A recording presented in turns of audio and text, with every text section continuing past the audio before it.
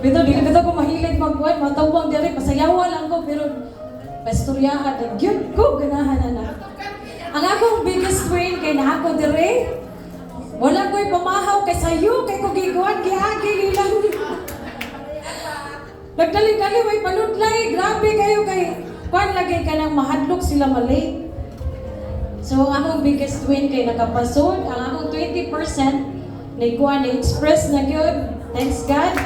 O, kuhan ba, bisag-bisag, ay kuhan na, kanang na-expired distributor, nakakuha na yun. Kuhan ka nang, ako'y pinakadugay na diri. So, basta, ako nagpa-salamat lagi ko, nadayon kuhan ka nang nako, kuhan na akong mentor. We welcome na to si GMD Tepel Alnard, ay Marcella Brower. Hi, GMD! Ibarok lagi ko diri, ha? Okay na ko masaya, pero kanang pabarokon diri. Sample!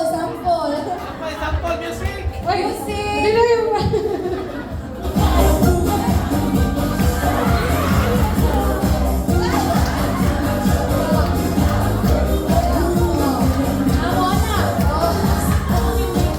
Oh, mga to! Good morning!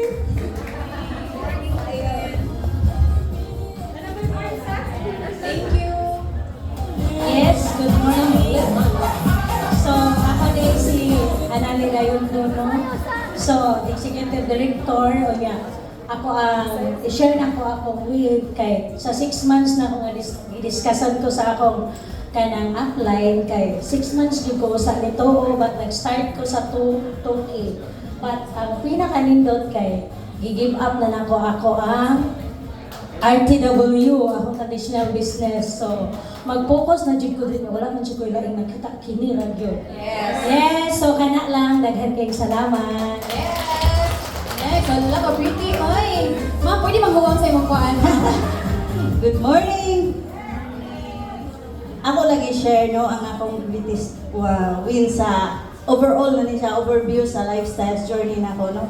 Sa una di jud ko mobarog diri as in very ulawan ko, so first na nako nga win nga karon ibarog na ko diri no. Unya na healthy akong family. Number 1 dyan na ako nga win sa lifestyle journey nako kay akong bana no na attacking karon wala na siya maintenance, so lifestyle products na gid siya. Kung anak, akong mama, gitagalan na lang ko sa doktor nga pila na lang ka weeks kay na siya adult polycystic liver niya, dili siya magpa-opera. So ang pataas sa kinabuhi sa akong mama hanggang karon 9 years na, so na buhi lang niya po tungod sa intra. So overall ang lifestyle products is good blessing sa among family. So at first wala ako nido sa business, since 2017 pa ako nag-use sa products, akong whole family, akong husband, akong mga anak. But now ako nang gido ang business. So before business woman ko, pero karon ako nag-give up, gihatag na ako tanan sa akong husband ang among business. So karon nag-focus ko niya. Pasalamat ko sa akong upline si NMD Melissa nga mao joy na guide na ko diri bisan sa akong kaulawan no. Makaingon lang siguro ni sila nga, grabe ka maldita, di mo nagatungod sa akong kaulawon, dili ko halos mutingog no, pero diri na develop na ako ang personality no nga mo tagad na ko sa akong mga business partners. So mao na akong greatest win no sa ako ang lifestyle journey, ang pag-develop sa akong self na friendly na ko. Yes. Thank you. Friendly kita na no, lifestyle friendly kita. Okay, next. Okay, good morning everyone! Ngaoy, kulmaan ko. Hello, Tia. Okay, wins. Isugod na ko sa pinaka-first. Usa, first jud kay happy ko, it's because pagpadong na ko dire, wala mi nagkasugat sa akong mga estudyante o sa akong principal. Kaduha, successful ang plano nako sa akong apply ni Ma'am Yan kay bawal mami magparehag rason kay masakpan maming padung magkuyog na sa mig absent. Mo tong late ni kay dili man pwede mo out mo agi sa ang agianan nga early. Kay of course, wala nga naman to si Ma'am nga nilapas sa eskwelahan. Di ba? Then next, of course, happy pud ko kay ano, akong first leg under na ko, nakaproduce na po siya National Marketing Director and Executive. Diba? Then, dili gid basihan kung usa ka mabuang usa ka tawo, no? Kung mangandoy lang jud ka niya atong trabahoon, positive lang jud kaya ra jud ay. So thank you so much ate and also to all my uplines. With that, may buntay ka natong tanan.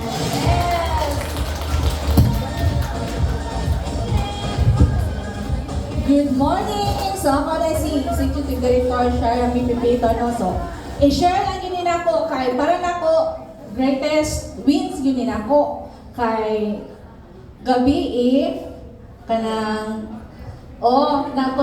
nagkongon mo ni Ate Fe sa biyahe na mo sa Davao. After ang ako ang isupport sa Surigao, nag-chat mga 11 nga dili siya mudayon og laga sa Surigao.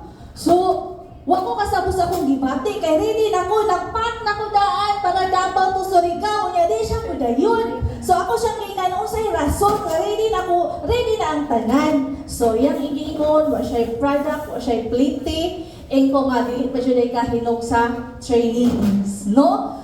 Unsay giingon sa atong mga GMDs, between life and death ra gyud ang rason. Ang kanang way pliti mapangitaan na jud na. So gimakmak na ko og chat usa ka oras nakatuko gabi alauna na oy.